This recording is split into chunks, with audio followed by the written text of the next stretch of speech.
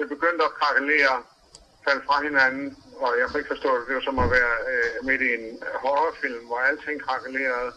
Væggene faldt ned, mens jeg så på det. Mit gulv begyndte at slå revner, og det rystede, hele huset rystede kolossalt.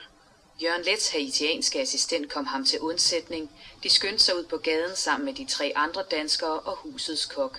Jeg når kun at tage min computer med, intet andet. Ingen papir, ingen penge, ingen pas, ingenting. På gaden bliver de samlet op af en forbipasserende FN-bil, der tager dem med til den FN-lejr, hvor de nu opholder sig, indtil de bliver hentet i en helikopter senere i dag. Vi er heldige, at vi bliver taget ud, og det er også meget farligt nu. Det kan jeg godt sige dig, fordi befolkningen er jo desperat. Der er sult, og der er snart mangel på vand, og der er mangel på benzin osv. Så det er en meget alvorlig situation faktisk.